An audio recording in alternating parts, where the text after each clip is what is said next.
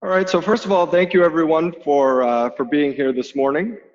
Uh, Myself and Howard Gurr will be presenting today.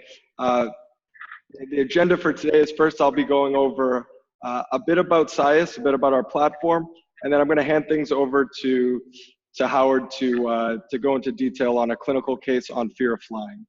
So we'll get things going right now. So some of you may already know a bit about Psious. Some of you, this may be your first time hearing about us. And what Psious is a virtual reality platform for mental health therapy.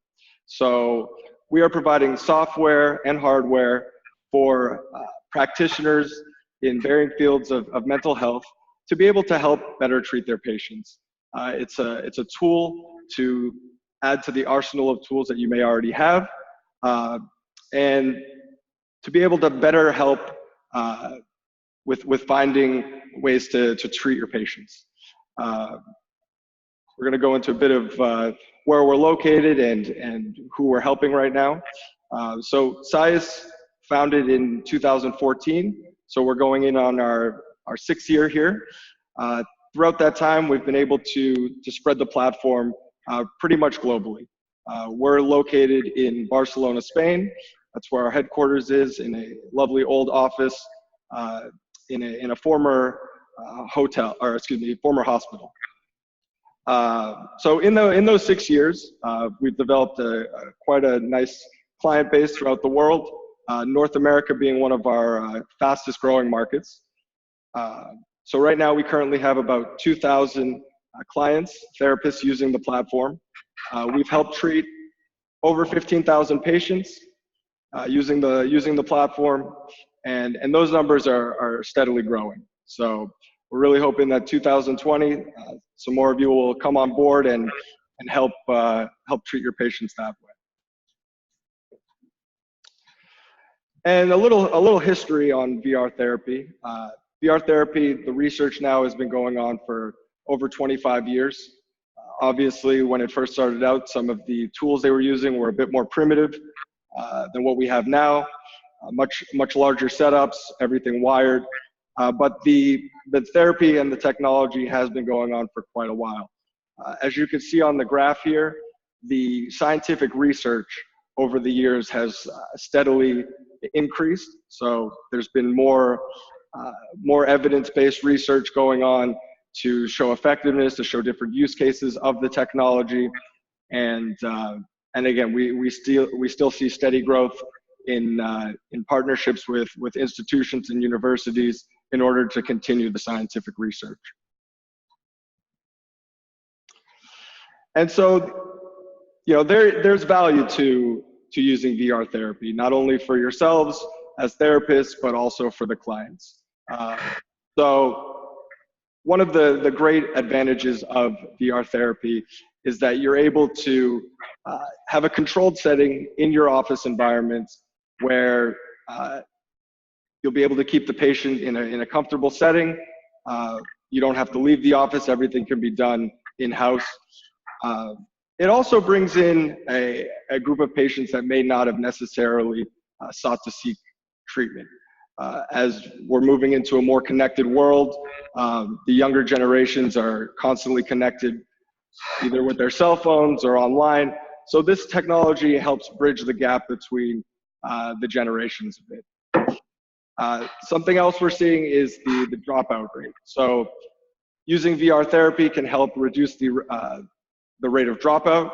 As with any therapy, if the people aren't coming back, it's not going to be effective. So continue on here. The therapy, or the technology behind the therapy. So here at Psious, as I was saying earlier, we've developed a web-based platform which connects to our VR unit, our VR goggles that we have co-designed with a company called Pico, and our biofeedback unit.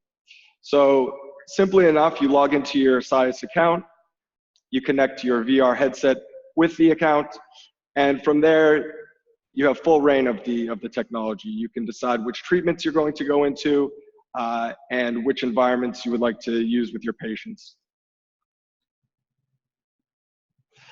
And this is a list of the treatments that we currently have available.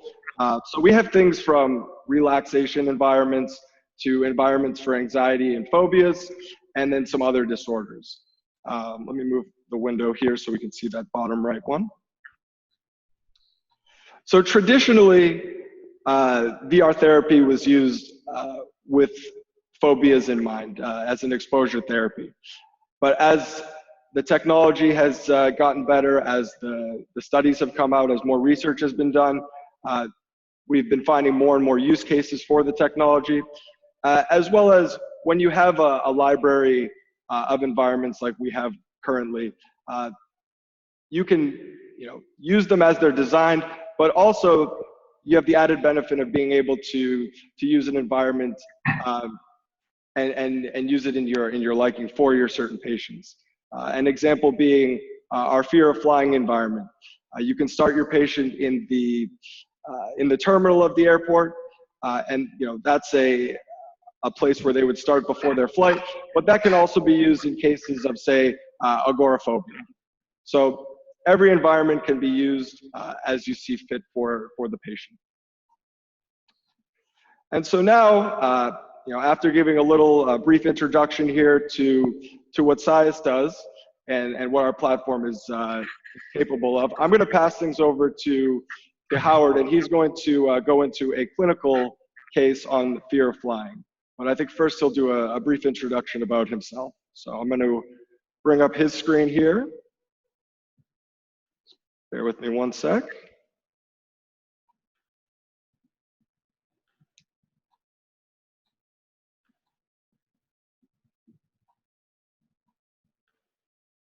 Okay. Ready when you are, Howard. Okay. Well, hello, everybody, and welcome to Psious. Let me give you a background on myself so you understand where I came from and how I wound up here. I've been a clinical psychologist for 35 years or more, so I'm one of the old guard. I've always kind of, I guess, been a techie, somewhat of a geek. So I've always tried to introduce technology into my practice. And about 20 years ago, I came across virtual reality therapy, as Jason was talking about. And at the time, it was ridiculously expensive. And the equipment was unwieldy, and you needed a lot of processing power. And it really wasn't, prime time ready, so to speak, for clinical psychologists and therapists. So I wanted to be portable at the time, and I wanted to be able to, move from one office to the other. And that really wasn't plausible because, you really had to be anchored to a high processing PCU. So I waited, and I was at a lecture on technology and private practice at probably beginning of 2016. And the presenter just kind of threw out Psious. And their idea about using virtual reality with Samsung phones and head-mounted displays, and I knew that was the time to jump in. So I contacted Psious, and they sent over their representative at the time, and this was 2016, and he went through all of the environments, and I really didn't react to any of them, and I was a little concerned, but personally, I'm not great with heights, and so the last environment he hit me with was being on the edge of a building where there's a balcony about 80 floors up, and I was in my office, this particular office, and he said, okay, take a step forward, and I refused. And part of my brain knew exactly where I was. I knew I was in my office, but the other part of my brain said, no, I'm not doing that. And then I instantly recognized the presence and the immersion quality of virtual reality, and knew that that was going to be the tool that I was going to use. And it works with people who have anxiety in a particular circumstance. But if you don't have anxiety in that circumstance, it almost feels like entertaining. Anyway, so I started to play with the virtual reality with my relatives and friends. And I saw immediately the responses they were giving me. I had people who didn't have difficulty with heights reacting. And then there's a virtual environment with spiders and cockroaches. and I could see people just like pulling back and withdrawing while they're in that environment. And so I kind of played with it, and I recognized how important it was. And so I introduced it into my practice. Now, as Jason was talking about, there are tons of environments there that can be used for cross purposes. So that although there's a protocol, let's say on the fear of flying, as he mentioned, about being in the terminal, you could start with somebody in a car. Actually, you could start with someone in an apartment in that particular virtual environment where they're in an apartment and there's a TV playing, and you control the TV, and you could change the dialogue on a TV to indicate that there was a crash at the airport, just to increase their anxiety a bit. And then they're in a car, and then they're in the terminal, and then they're on the plane. And you control all of those variables and control many of the variables on the plane as well. So you could use all of those for different reasons. And I found that over the years you could hit other anxiety situations with these particular environments. So I've been using Psious for, I guess, almost 4 years now. And I do a variety of clinical interventions. Virtual reality is one of several that I use, but not all my patients are appropriate for virtual reality, because that's not really their issue. But what I do find is that not only is virtual reality good for the specific phobic patients, but it's good for people with generalized anxiety, people who have mindfulness issues, who they don't even know how to relax anymore. They've lost that capacity. And by using the virtual environments, you actually get them to relax quicker, and they can recognize what their body's doing when they are relaxed. About a third of my patients are referred to me by other psychologists or psychiatrists who are treating patients for a variety of issues. And somewhere along the line in the therapy, something comes up about their inability to drive or their inability to fly. Now it's a problem that interferes with their lives. And I then get sent those patients just specifically to work on that particular issue. And I don't get into the rest of their psychological problems. I just focus on the virtual reality and the phobia that they're dealing with. And the thing about virtual reality and working with phobias is it's very quick. So I could find an improvement in a patient in a matter of 5, 8, or 9 sessions. And since it's very focused, I do what I have to do, and then they go back to the therapist and work on the rest of their issues. In working with patients over the years, the data suggests that we're reaching about a 90% success rate with patients with virtual reality. And my own experience is it's very, very high. And it's very gratifying to see these patients who will come in almost crippled by whatever their phobia is. And by using the virtual reality, they improve significantly. And what we also find is that compliance is better. They tend not to drop out as much. And part of that is because they sense a part of control, even doing the virtual reality. If you do something with a patient with in vivo, where they're in the real life circumstance, they can't get out so fast. But in virtual reality, they know that if they close their eyes or they take the head-mounted display off, they're out. And so they're in much more control with virtual reality than they are with real life experiences.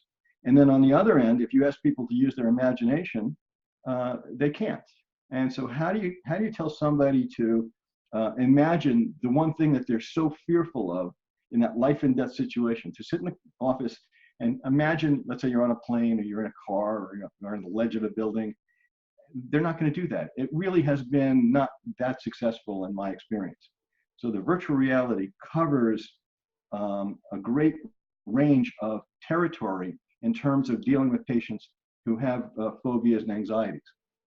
Now, many people believe, I guess, not knowing what virtual reality is or the technology, that it's I guess mechanical almost. that the clinical experience is limited, and that by putting people in a virtual display, that's the whole therapy. And that's the furthest from the truth. No matter what we do as clinicians, the clinical relationship is significant and important. And even when I work with my patients, even though they're in a virtual environment, I guess on some level, some people believe you're not supposed to talk to them or discuss things with them as they're in a virtual environment, because you ruin their presence to a certain extent. But I find it's important to do that because I really want them to process what they're going through and discuss it while they're in it. Ideally, and I'm going to date myself right now, ideally, I wanted to, as a clinician, if you ever watched Star Trek, I think it was the second iteration of Star Trek, where they had the holodeck. And on vacation, because they couldn't get off the ship, they would go to this holodeck and they would punch in whatever they wanted. I wanted 1860 Westerns, and they would get dressed up in their clothes and wear a 6-gun and a hat. And the entire environment actually turned into this Western town. And to me, that's ideal. I mean, that's really where I would like to be, where as a clinician, I'm next to the patient while they're dealing with the environment that they're in. And I'm not just a fake avatar, I'm really there, and we kind of process the whole thing. We're not there yet, but ultimately that's where I think therapy should go. In any case, back to our reality. Back to our reality, correct.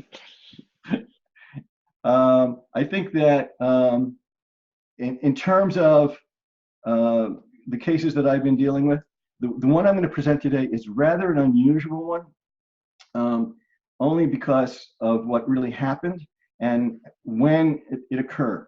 So it was 2017, and this woman called me up from Colorado. Now, I'm in New York. I'm about 30 miles east of New York City on Long Island, which is,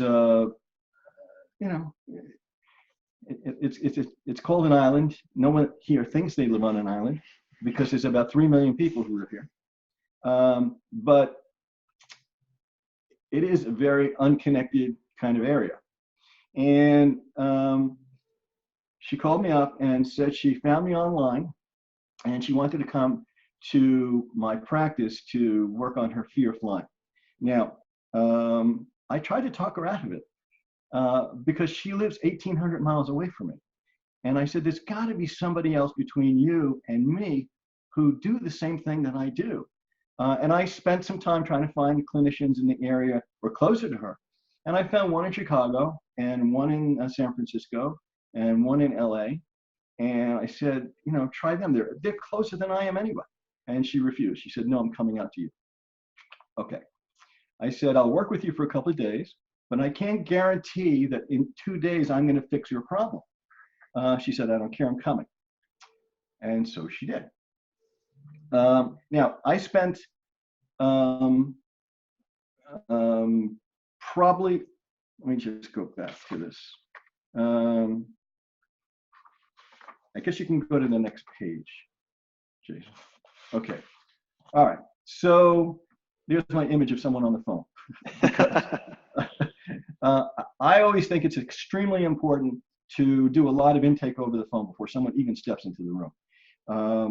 So I explain everything about what virtual reality is, what they're going to experience. I answer all their questions because I think it's important to find out if someone says, oh, you know what, I have vertigo issues, or I had one person call me up who clearly was completely inappropriate for virtual reality therapy. And in fact, I thought they needed a day program. They were significantly impaired. And to me, that was just, that was more important than working on the fact that they couldn't drive. So I do a lot of information in terms of informing them about what they're going to experience and how it works. And I also kind of educate them a little on why virtual reality does work. And I talk about, the back brain and the physiology of the brain and the amygdala, all the stuff that they kind of like need to know, which gives them a sense of, reality about how effective this can be. because, most people who have panic disorders don't talk to anybody about it. They think they're alone. They think they're the only ones who have this particular problem. And it seems like this bizarre concept that takes over them. And I tried to kind of normalize it for them. And I explained to people that, in reality, 1 out of every 3 adults has had a panic attack in the last year. And so it's pretty common. It's just nobody talks about it because everyone thinks it's so strange. So she came. I guess you can go to the next slide, Jason. Okay. And so this woman came. She got here on a Thursday, and I saw her Thursday and Friday of that week. And then Saturday she left and drove back to Colorado. So this is a self-employed mother of 1. Interestingly enough, if I remember correctly, she flew in all sorts of planes. Her father, I think, was a pilot, and she flew in all planes, all sizes, and nothing really fazed her up until about 8 years before she came to see me. Now, she did have panic disorder, and it runs in her family. So what I find generally is that people who come in, even though they're coming in for a specific problem, like fear of flying, when you dig a little deeper, you find out that there's all sorts of other anxieties in there or other problems, and they also have to kind of be addressed, so that although we're doing virtual reality for a specific phobic reaction, it's really not the complete answer, and you really have to work on, it's still therapy. You're still doing therapy for all sorts of reasons, and so this is the isolated thing that you're working with them. But I always find that there's other phobias in there. Anyway, so this woman had been in other treatments. She had seen other therapists. None of them really, in her mind, helped her. And so she was desperate at this point. And for her, she was in her own business, and she had 6 or 8 flights scheduled in the next, 6 or 8 weeks. And she had to fix this fast. So she was very motivated. And it's always good to get a motivated patient. Anyway, so she came in and she talked about her history. And as you can see on this slide, she had some physical problems. She had some problems with joints, and she had surgeries that were scheduled. She had airborne allergies. She had high blood pressure. She said she had high levels of norepinephrine and a small adrenal gland. She was a social drinker, but a heavy coffee drinker. And that's another significant variable for me. Why throw a stimulant in the system when you're trying to reduce anxiety? And this patient was drinking a lot of coffee, and it'll come up later. You'll see what happened with that. So she came in, and the first day, again, I continued the education. I taught her about panic disorders, and I gave her diagrams and drawings to look at. And then we talked about cognitive behavioral therapy, and we talked about cognitions, and the contribution, the mind-body connection of, you have CBT, you have anxiety, mindfulness, physiological diseases and disorders. Everything is thrown in there because everything contributes to anxiety. So even people who have, let's say, mitral valve prolapse, or people who come in and they have a list of medications. And I'll go through their medications as well, because sometimes I found that people were having problems as complications due to the medications they were taking for other diseases. So I educated her as much as I could. Now, the concept of working with this woman for 2 days, I have to do a lot of exposures to counter the exposures that she's had that are negative. Now, here's my theory, so you can take it for what it's worth. I have no data to support this, other than an extrapolation from a mathematical formula. But it's my belief that you need between 12 and 22 exposures or repetitions to kind of have an effect on a patient. and to reduce their anxiety. So I call it the rule of 22. And we have all these rules as therapists. We have the rule of 70, by the way, which is that it takes 70 repetitions for a kid to get to recognize what you mean when you say no. And then we have the rule of 15, which is to have a child eat something, you have to expose them to it 15 times. They don't have to eat it 15 times, they just have to be exposed to it 15 times. So this is the rule of 20. That's the number I'm going to work with. So I had to give her a lot of exposures in a very short period of time. And what happened with her is she, like many of my patients, what I see is they have difficulty breathing correctly. They hyperventilate, and they don't even know they're hyperventilating. And they also tend to tighten up their body. Now, again, it's another theory of mine, so I don't know if it's correct. But about 100% of my patients, when they get tense, they raise their shoulders up and they tighten like this.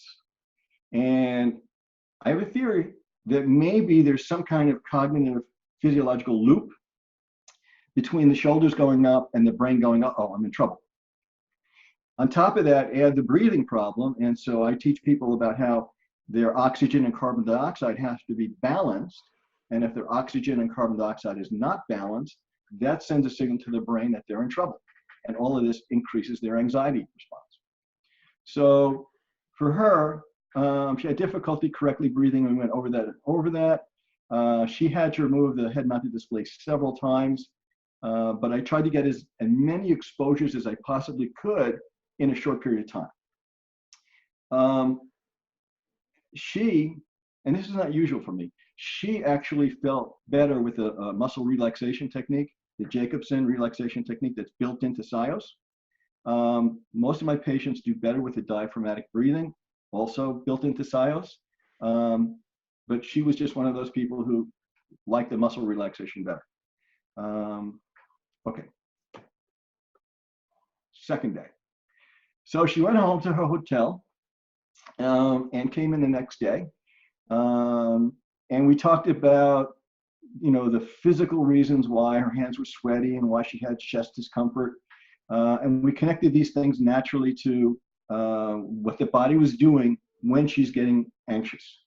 And again, it's all that sympathetic nervous system response of the body protecting itself from perceived danger. And we talked about the vocabulary that she was using. So when people come in, they'll say something like, oh, this is killing me. This is horrible. This is terrible. And I talk to them about the fact that they're using very highly emotionally charged vocabulary. And when you do that, you're raising up your stress level.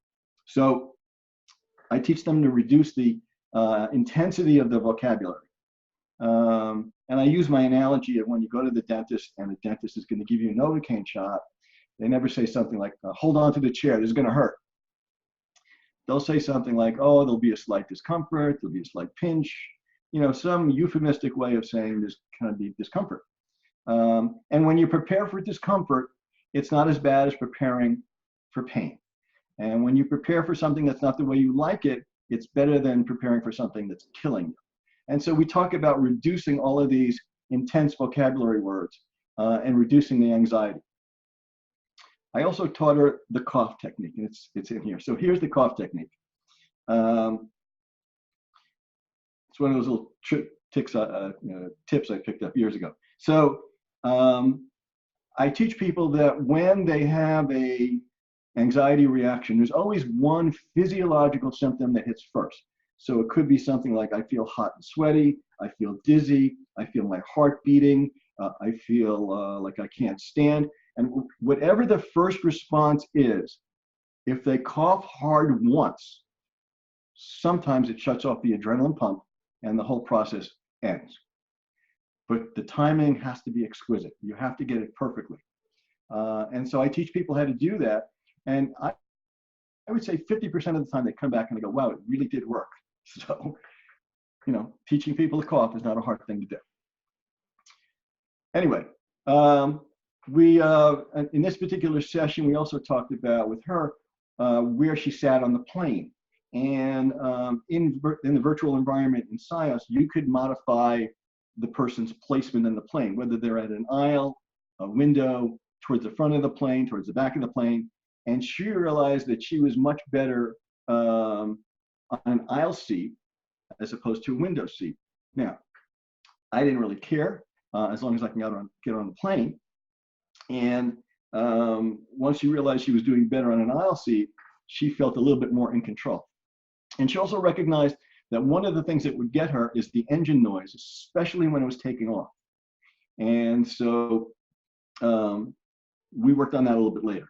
Anyway, we spent the rest of the session doing multiple exposures again.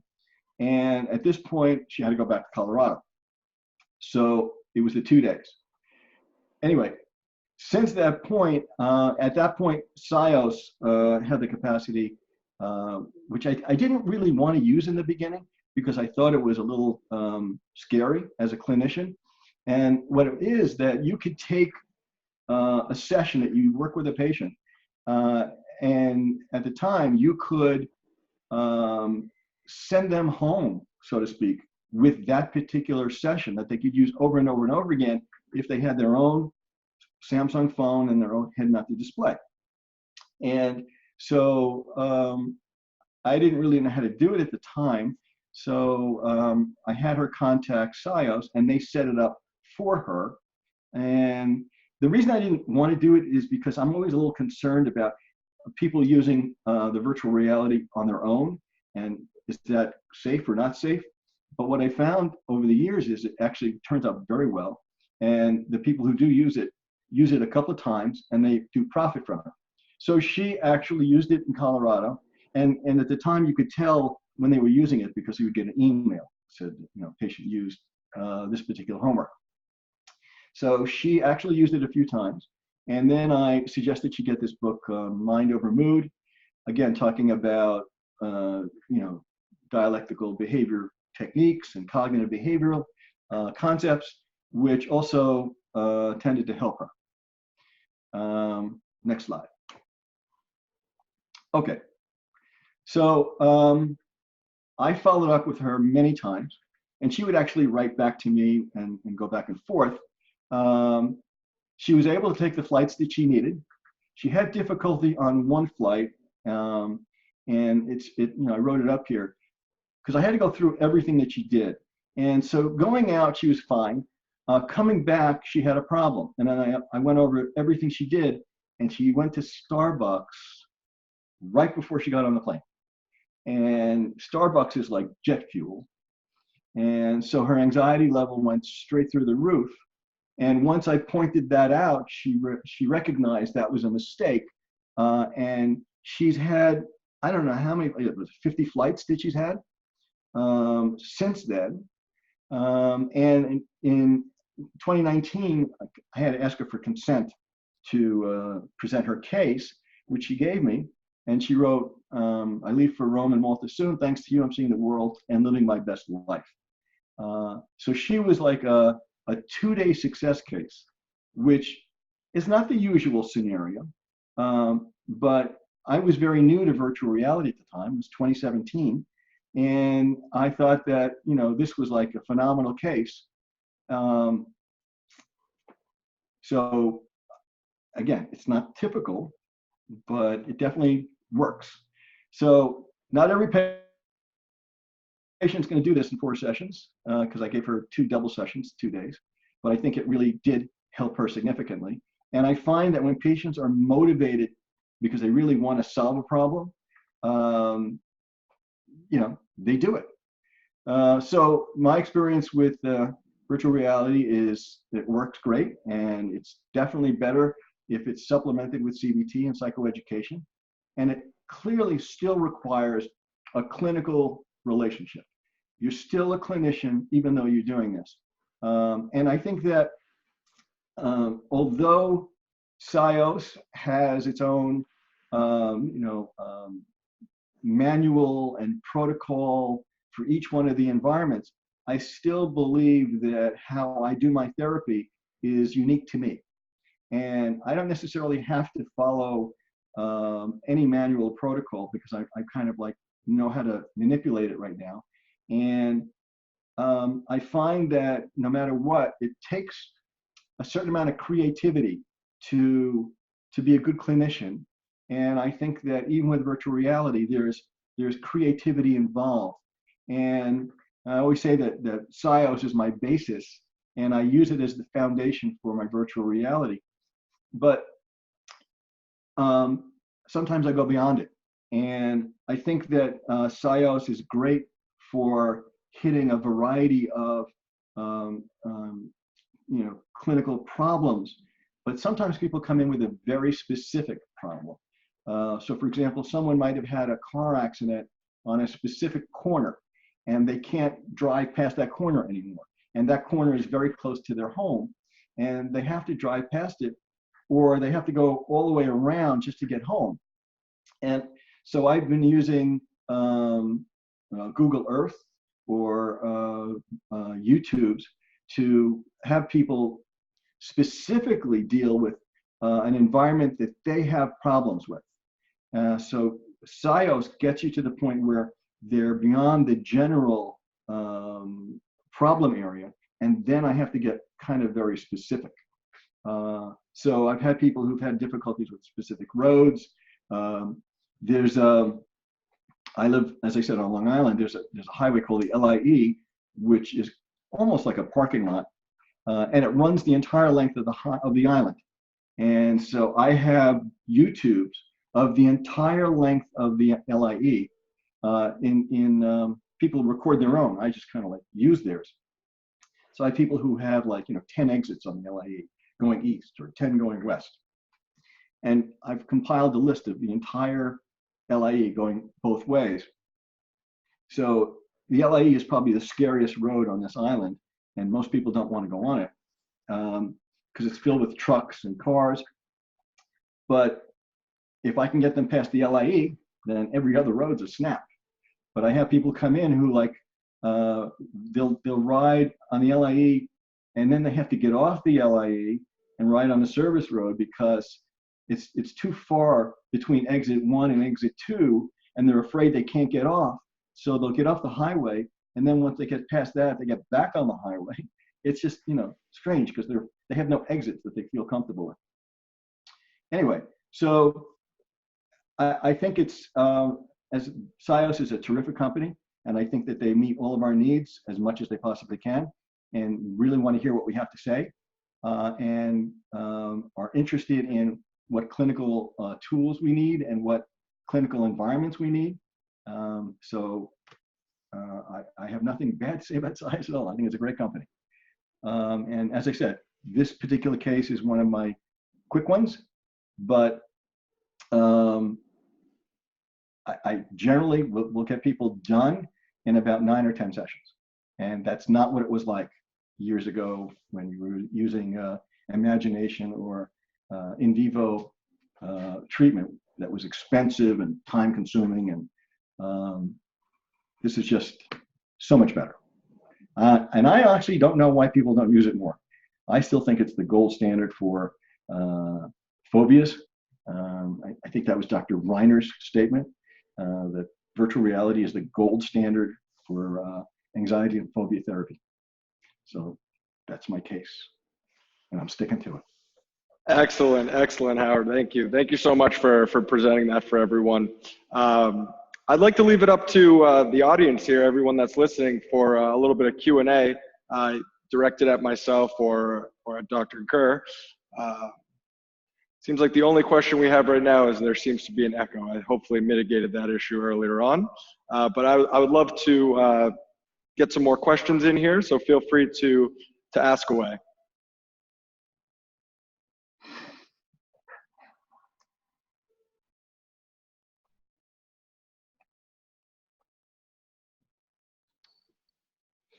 Okay, so we have Norma here is asking, is Avatar any better than real world video? So I'm guessing the question is, are the CGI environments better than real world videos? I think I can answer that question based on studies done throughout the years. I believe one of the first studies done was on a fear of flying case, and they did use CGI. And what studies have shown is that the realism of the environment uh, isn't necessarily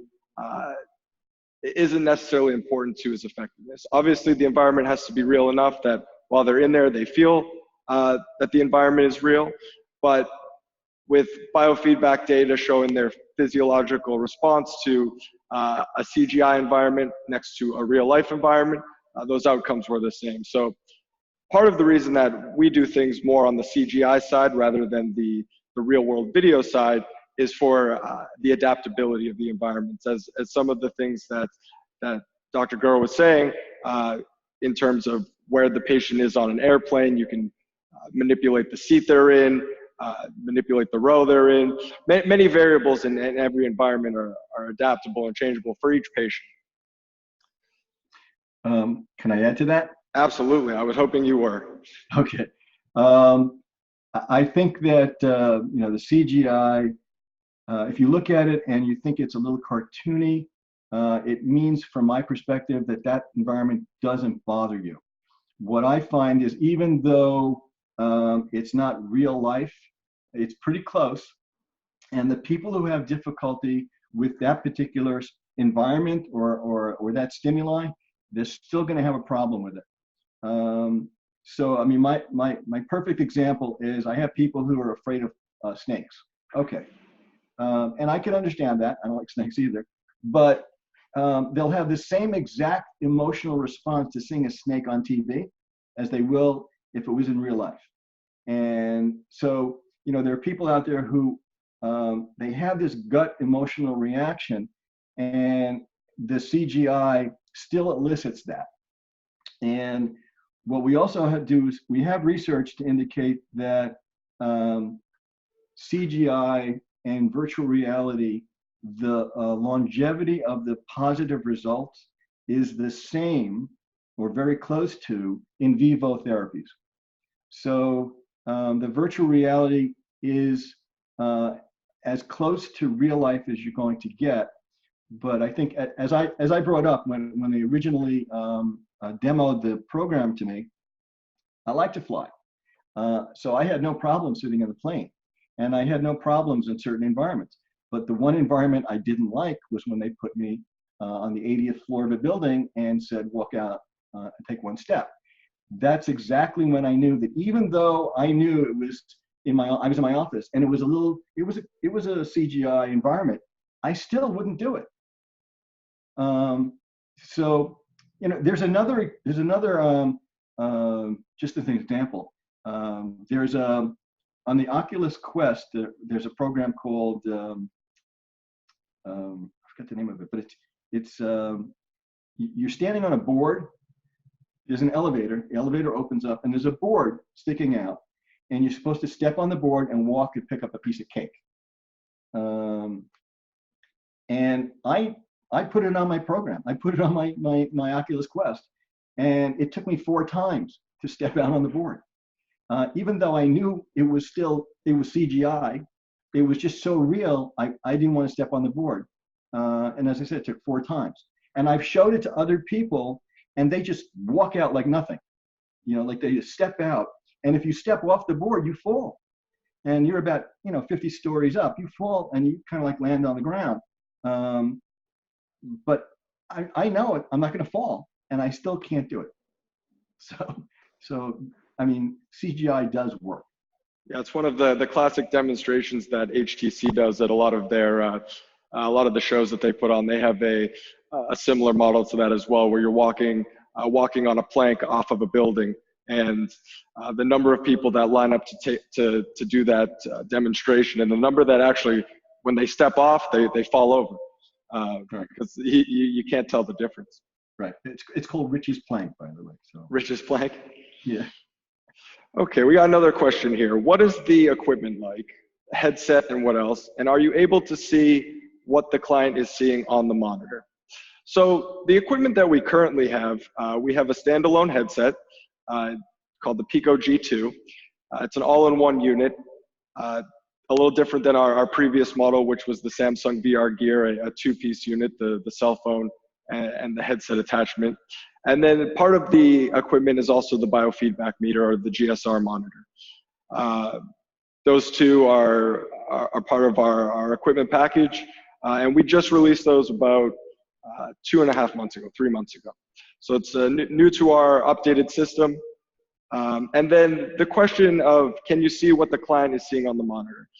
On the platform itself, in the top left corner of the session that you're in, you have a window into their world. It's not an exact depiction of what they're seeing, but it gives you the outline of what's going on. So what they're focusing on and what they're paying attention to. Anything to add? Yeah, I think that you know, people get a little intimidated by GSR. Yeah. Yeah, and I think that you need to understand it's not necessary. Of course. GSR, it's supplemental, I think. I don't tend to use it. I did switch over to heart rate variability, which is a little easier because you just put something on their finger and it measures their heart rate and their heart rate variability. But even that you don't have to use. I think that the head-mounted display is clearly, you know, the major portion of the technology, but I spend a lot of time using patients' subjective units of distress. So during the session, you could determine what their unit of distress is based on, you know, 1 to 10, and that's a significant variable that I use most of the time because I'm then talking to the patient. I'm kind of going over what their anxiety level is. They're kind of measuring it. I could also watch them and I could see how physically anxious they look, and I might report that back to them. So it's good to have the information, but I don't think you really need it. You know, don't get intimidated by, you know, GSR at all. The head-mounted display is and the computer is really what you need. Right, right. And the subjective feedback, that's a button that's actually built into the system as well. So when he was saying asking for their feedback, there's a button that you can push that will go right into your report with the 1 to 10 scale, the number that they do select with their head movement. Right. They look at the number on the new system. They look at the number, and as they look at it, a circle goes around it, and that's what gets registered. Exactly, exactly. Seems like we have one more question here. Can you tell us more about the OCD treatment? So what our OCD treatment, what the environment revolves around is a public restroom. So again, with the varying the ability to adapt the environment to the patient, you're putting them out front of the restroom. You're deciding the cleanliness of the restroom. You're deciding where they're going into the bathroom, and then some of the different elements in that bathroom. Are they going to flush the toilet? Are they going to lift up the toilet seat? And that's how that environment itself is set up. How do you use that environment ever? If I want to discuss people, yeah. Yeah. It's kind of disgusting. It is. But I think that the other piece, yeah, you could use that environment. But I think the other side is that there are environments in the package where people are kind of like seated in a room, and it's like an apartment. And sometimes I've used that in relationship to people who are obsessing. So people who are like, you know, caught up in a thought process that they can't break. And so there are, again, it's another example of using different environments for, you know, different reasons. You know, that they may be designed for a specific phobia, but they could basically be used for a variety of other things. So depending on what the obsessive compulsive disorder is, you know, you could put somebody in an environment where they're standing in front of an animal. You know, there are dogs, or even the spiders and the cockroaches can be used for that. But the other side is that there's also these, as I said, these quiet rooms, you know, where you have people who could just sit there, and it's good for people who are just obsessing and can't shut their brains off, because you teach them how to do that in those environments. So there's a lot of variability and possibilities in the protocols and the platform, that could be used for different things. And, you have to kind of be a little creative. Absolutely, absolutely, yeah. And that's the beauty of the tool is once you're sitting down with it, kind of the sky's the limit as to how it's a tool, and like any tool, people use it different ways. And when you have that many different environments to choose from, you adapt them to how you see fit. I've got a question. This one seems to be for you, Howard. Any chance to touch and play with the Psious kit? I'm in the tri-state area. Yeah, sure. Yeah, if someone wants to come visit me, I don't care. Yeah, sure. Excellent, excellent. Let's see here. Is there any more questions that we haven't? Can you describe the EMDR environment?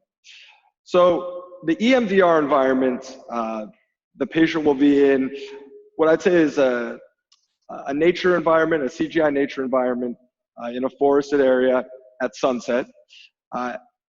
Then some of the variables that you're changing in that environment. So you'd have the visual stimuli. You're deciding what that visual stimuli will be it a ring or a ball. You're deciding the speed of that stimuli, the duration of the time that stimuli is going, the direction.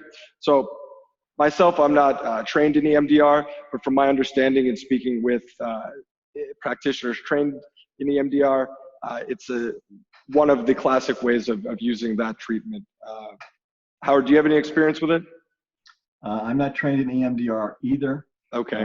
So I've never really delved into it because I didn't want to touch an area that I'm not comfortable with.